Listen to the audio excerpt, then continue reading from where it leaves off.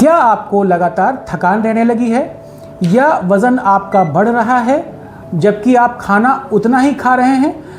ठंड आपको ज़्यादा लगने लगी है, बाल झड़ रहे हैं या रिसेंटली आपको कब्ज़ की प्रॉब्लम है?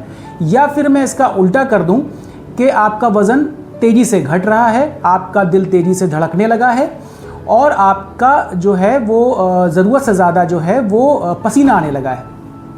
तो हो सकता है कि आपको थायराइड का इम्बैलेंस है।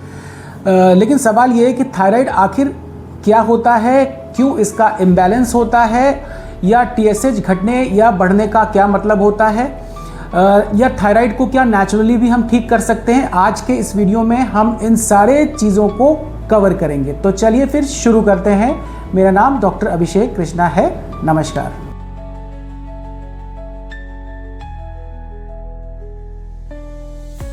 सबसे पहले समझते हैं कि थायराइड ग्लैंड आखिर है क्या। देखिए, थायराइड ग्लैंड जो है वो हमारे गर्दन के पीछे एक बटरफ्लाई शेप्ड की एक ग्लैंड होती है। इसका जो मेन हार्मोन रिलीज होता है वो T3 और T4 नाम का हार्मोन रिलीज होता है। अब ये हार्मोन करते क्या है? ये हार्मोन बेसिकली हमारी मेटाबॉलिज्म की स्पीड को जो है वो रेगुलेट करने में महत्वपूर्ण भूमिका निभाते हैं। यानी शरीर कितनी तेजी से एनर्जी खर्च करेगा, हार्ट रेट कैसा रहेगा, बॉडी टेम्परेचर कैसा रहेगा, ये TSH जो हार्मोन है, ये जो थायराइड हार्मोन है, वो इन सब चीज़ों को जो है वो देखता है।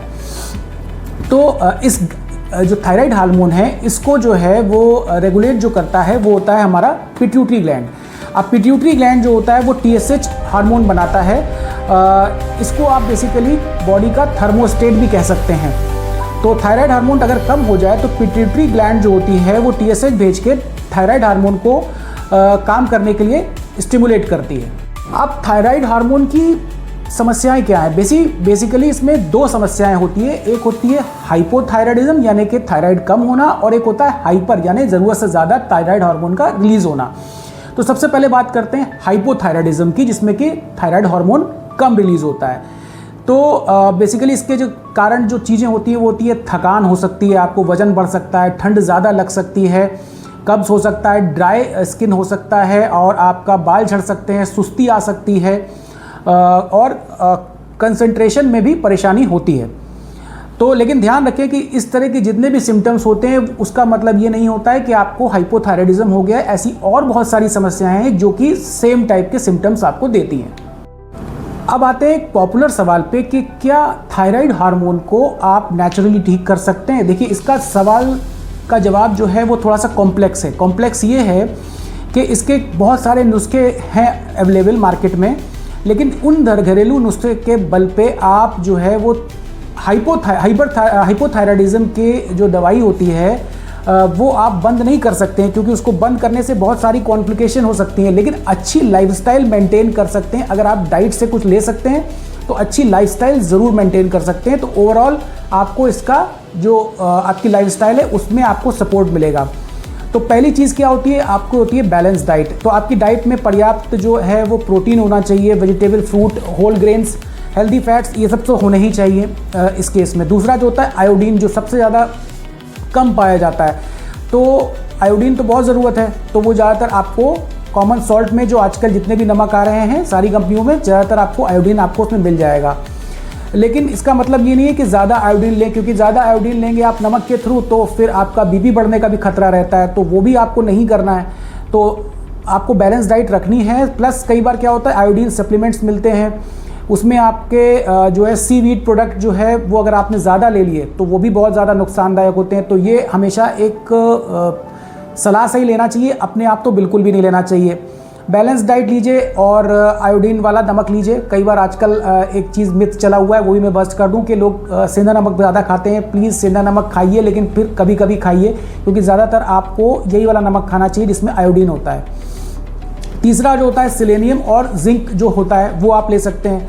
अब इसके सप्लीमेंट्स भी बहुत सारे मौजूद हैं, लेकिन सप्लीमेंट्स ज़्यादा हो जाएं तो बहुत ज़्यादा दिक्कत है। तो कोशिश कीजिए कि जिंक और सेलेनियम को आप अपने डॉक्टर की सलाह से अपने डाइट में ही लीजिए, क्योंकि इसकी जो हाई डोज है वो आपको दूसरी चीज़ों में बहुत ज़्यादा दिक्कत कर सकती है, तो आप इसको भी अवॉइड कर सकते हैं, आप इसको डाइट से लीजिए। चौथी होती है एक्सरसाइज। रेगुलर जो आपकी एक्सरसाइज है वेट मैनेजमेंट में, कार्डियोवैस्कुलर हार्ट जो आपका हेल्थ है उसमें मूड, ओवरऑल मेटाबॉलिक हेल्थ जो है आपकी इम्प्रूव होती है, उसमें बहुत ज़्यादा फायदेमंद है। फिजिकल एक्टिविटी हर थायराइड के पेशेंट को ज़रूर करनी चाहिए। 5वां होता है स्लीप और स्ट्रेस मैनेजमेंट। ये तो ज़्यादातर जो थायराइड के पेशेंट होते हैं वो स्लीप में डिप्राइव्ड होते हैं, तो इस अच्छी नींद से स्ट्रेस मैनेजमेंट होता है और आपके अच्छे हार्मोन रिलीज़ होते हैं, और लाइफस्टाइल ट्रीटमेंट का इसमें कोई रिप्लेसमेंट नहीं है। तो प्लीज़ नींद अच्छी लेनी आपको ज़रूरी है, चाहे वो दवाई से हो और चाहे वो अपने आप हो।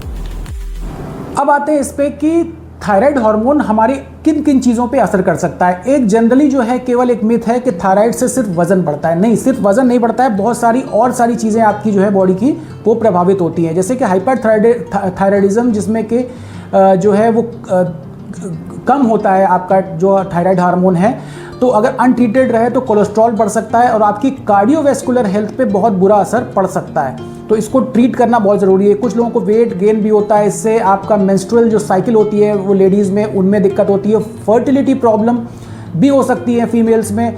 दूसरी तरफ हाइपरथायराइडिज्म में जो है आपका जो हार्ट है वो बहुत तेज़ी से धड़कने लगता है, और ये अनट्रीटेड अगर रहे तो एबनॉर्मल हार्ट रिदम आपको हो सकती है, आर्टीरियल फिब्रिलेशन हो सकता है, और बोन लॉस जो है वो बहुत बुरी तरह से इसमें अफेक्ट करता है। बोन लॉस होता है ज़्यादातर इन सब केसेस में। इसलिए थायराइड को हमेशा ये मत समझिए कि मेरा वज़न बढ़ रहा है तो थायराइड होगा, इतना सिंपल मत समझिए। थायराइड को शरीर के अन्य सिस्टम से भी जोड़ना ज़रूरी है। अब हम बात करेंगे 3 सबसे ज़्यादा बड़ी गलतफहमियां जो आपके थायराइड हार्मोन से रिलेटेड हैं। अब रिलेटेड क्या है कि हर मोटे व्यक्ति को थायराइड होता है, ऐसा बहुत सारे लोगों को मैंने कहते हुए सुना है। बिल्कुल गलत है। हर वेट गेन का कारण थायराइडिज्म नहीं होता। थायराइड की, और दूसरा जो मिथ है वो सबसे बड़ा ये है कि थायराइड की मेडिसिन शुरू हो गई तो ज़िंदगी भर आपको उससे बहुत नुकसान होगा। कोई ख़ास नुकसान बिल्कुल नहीं होता है। आपको अगर थोड़ी डोज लेनी पड़ती है तो आपको लीजिए, क्योंकि ये अगर आप नहीं लेंगे तो आपको बहुत दिक्कतें होने वाली हैं, बहुत लाइफस्टाइल डिजीज़ आपको हो जाएंगी। तो आप प्लीज़, अगर किसी डॉक्टर ने आपको प्रिस्क्राइब की है तो उसको रेगुलर मेडिसिन लेनी चाहिए आपको। वो कैसे लेनी है वो आपके डॉक्टर आपको बताएंगे। जनरली जो है वो मॉर्निंग में ली जाती है खाली पेट। मिथ नंबर 3 जो सबसे इंपॉर्टेंट है वो है कि बहुत सारे हर्बल सप्लीमेंट्स आ रहे हैं। देखिए, मैं किसी के खिलाफ बिल्कुल भी नहीं हूँ, लेकिन हर्बल सप्लीमेंट्स जो हैं उन पर आप अंधा बिलीव नहीं कर सकते हैं, क्योंकि वो भी नकली आ रहे हैं। और कोशिश करिए कि अपनी जो दवाई आपकी चल रही है, मॉडर्न मेडिसिन आप ले रहे हैं थायराइड की, वो आप प्लीज़ बंद मत करिए, क्योंकि ये एक तरह का एक्सपेरिमेंट ही होगा। क्योंकि हमेशा जो नेचुरल होना होता है वो सेफ़ नहीं होता।